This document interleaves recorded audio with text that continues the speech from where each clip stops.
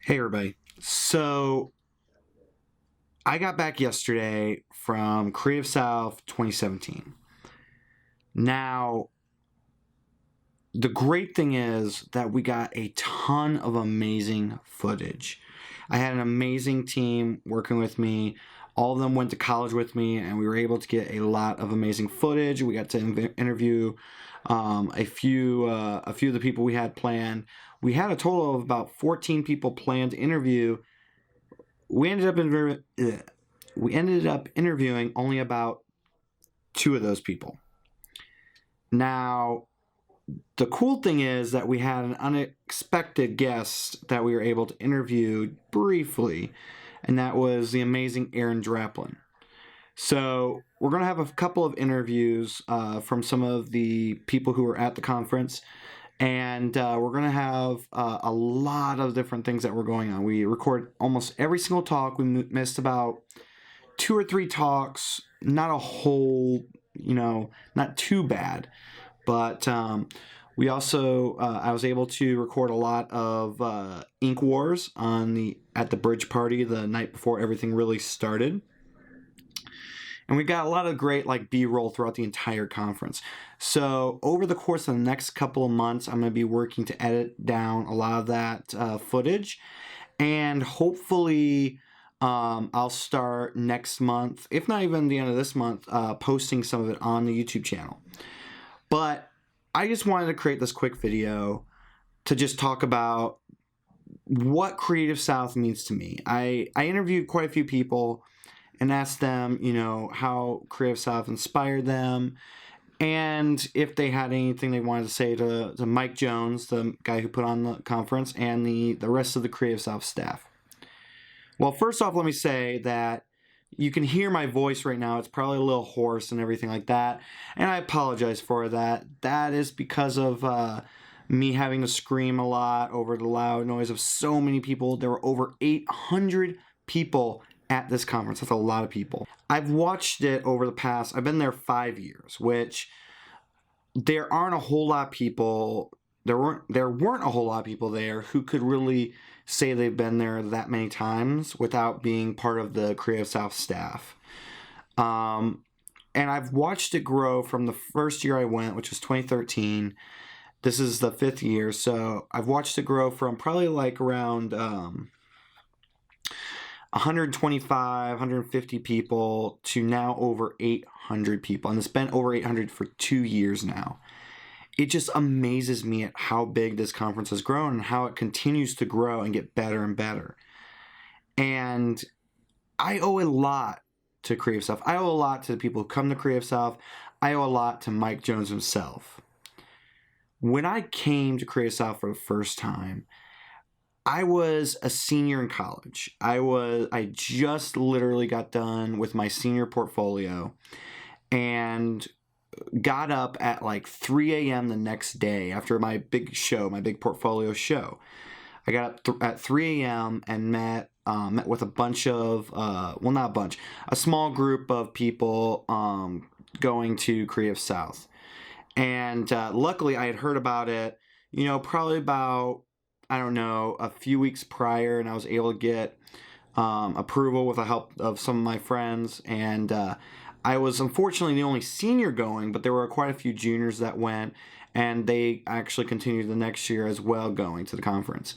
But we packed into this van provided by the school, and we drove about, I would say, 4 or 5 hours to Columbus, Georgia, where the conference was being put on. Now, I had no idea what to expect from the conference. I honestly had no idea what to expect. And so I dressed like a frat guy. I dressed in slacks and a polo shirt. I tried to look all nice and fancy. I wore fancy shoes, this and that. And when I showed up, it was the opposite. Everybody was just laid back, chilled, a lot of hoodies, t-shirts, and everything like that. And I was like, oh crap. And so luckily we got 2 free t-shirts with our goodies bag and everything. And so I jumped into a restroom and changed into that. But I had no idea what to expect. I had no idea, that I was coming to a conference that would later shape, who I am as a designer and creative, but also help me get to where I am today. And, this whole video that I'm recording right now, I'm recording in one take. I do a little couple edits to edit a couple things out, but that's about it. There's going to be no frills, so if you don't want to watch the rest of this video, that's perfectly fine. I just thought I would wanted to post this video for Creative South and for Mike Jones. And for all those who have gone and all those who are thinking about going next year to 2018.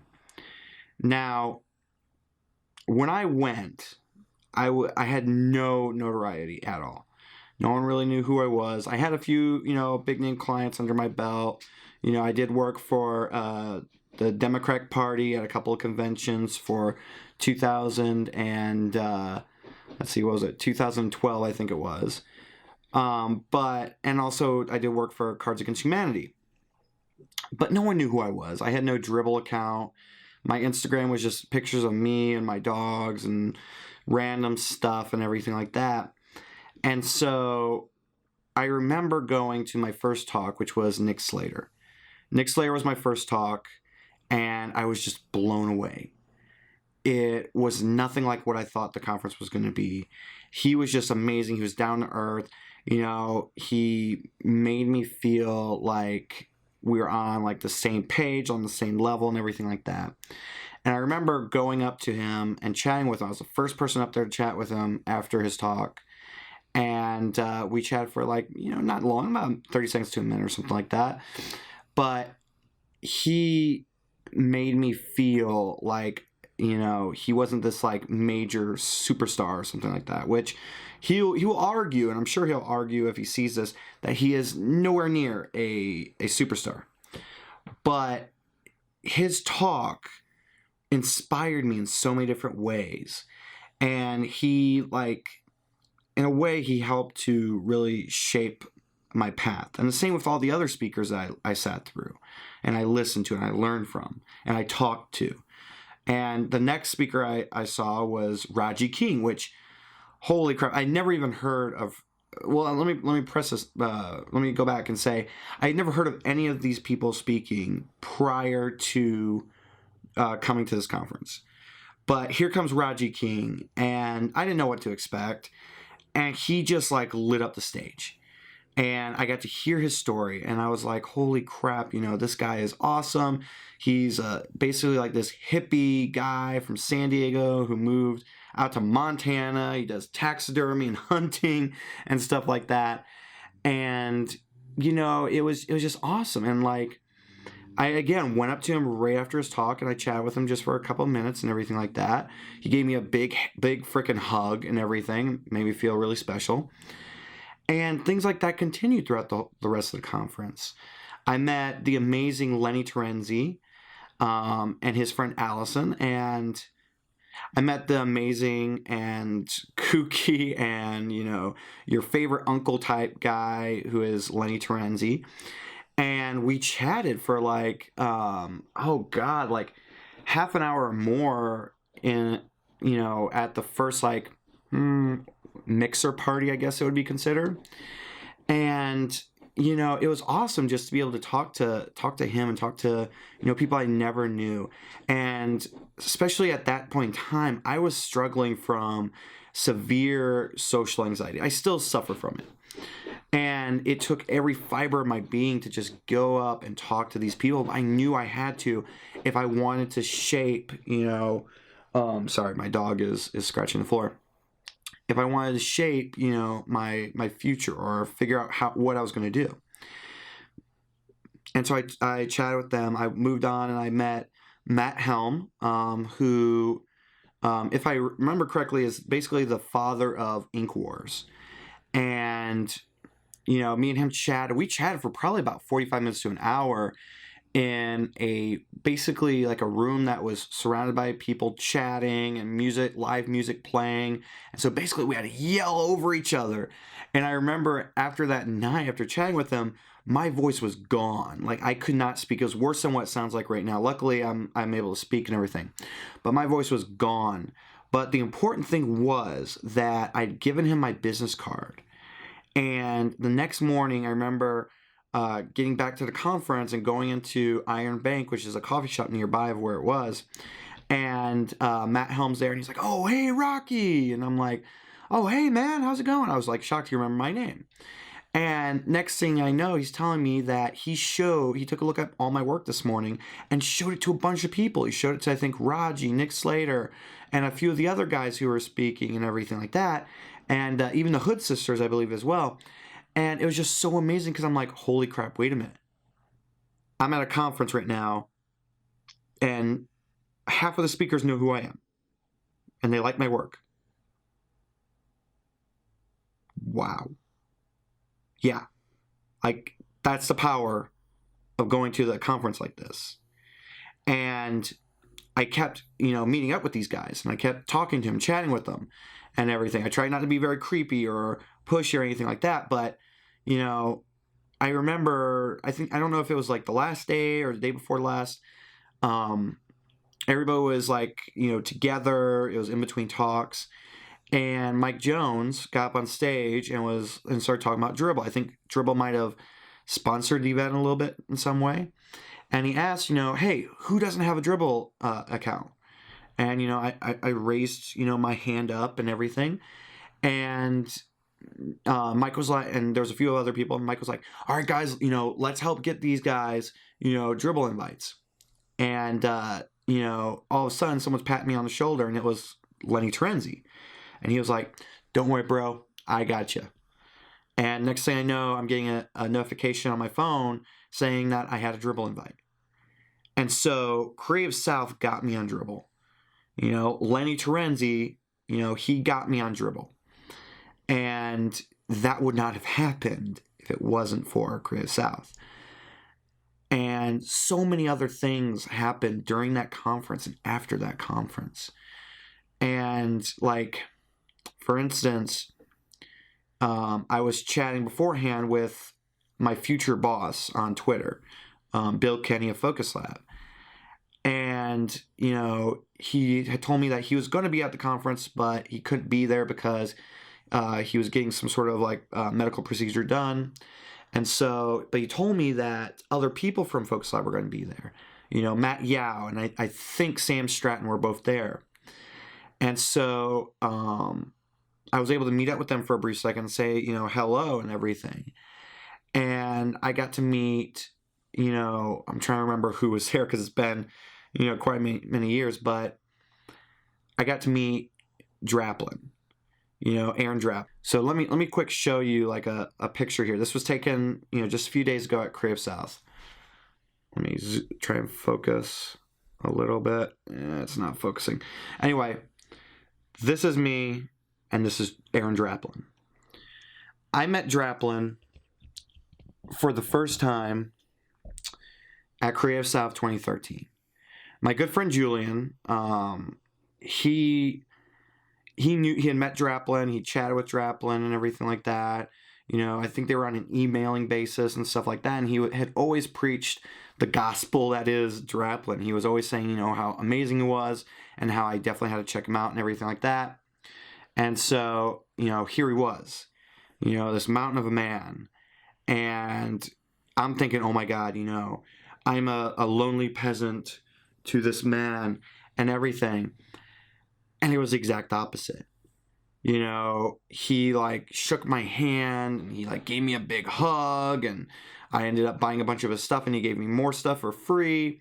And, I remember I gave him my business card, and he basically, he took one look at it, and he was like, stay the fuck out of Portland.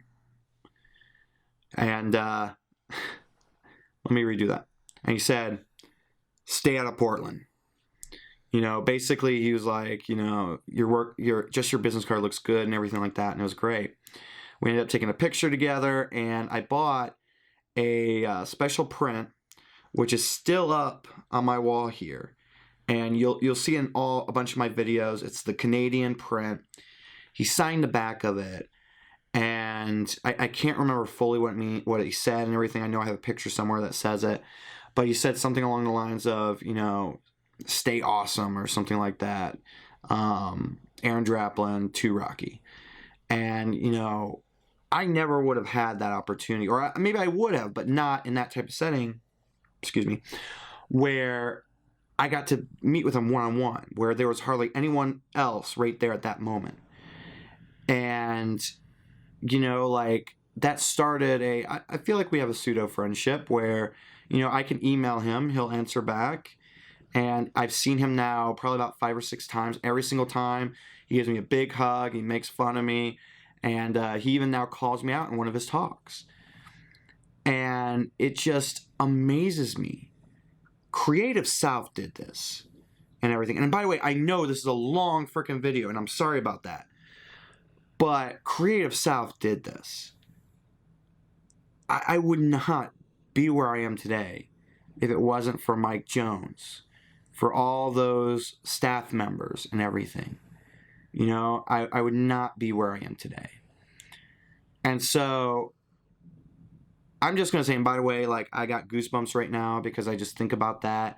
And I'm almost to the point where I'm getting a little teary-eyed because I've gone to this conference every year now since. I've been there 5 times total. I will continue to go back because this conference has given me much more than I've given it. And I hope you guys who have gone to the conference feel the same way. I hope that you guys who have not gone get to see that, get to experience that next year or one of the upcoming years. But I just want to go and say, you know, and say all this stuff. We're like approaching like probably over 15 minutes right now, but I'm going to go ahead and like end it right here with just like a few quick words. I always say at the end of my videos to stay passionate, stay positive, and stay creative. All that comes from Creative South. All that comes from all the amazing, inspirational people who I have met, who have believed in me, who have helped me through some of the hardest moments in my life since. People like Lenny Terenzi, people like Mike Jones, people like Rogie King, people like Justin Mezzell. All these people have helped me in the good times, have helped me in the bad times. And it's all because I met them at Creative South. Stay passionate basically means keep driven. You know, keep going, keep, you know, creating, keep doing all of this stuff that you can do. Just keep on moving, keep hustling, keep growing, keep doing anything and everything you can. Stay positive is for those dark times where you can't find a job, where you lose a loved one, when you lose a job, when things don't go your way. You have to remember that you have to stay positive. And stay creative means keep creating. I know that I said that already, but keep creating. Keep illustrating, keep designing, keep scribbling, keep doodling, keep sketching. Just keep on going, keep pushing yourself, and keep pushing others. So again, as always, remember, stay passionate, stay positive, and stay creative. Thank you, everybody.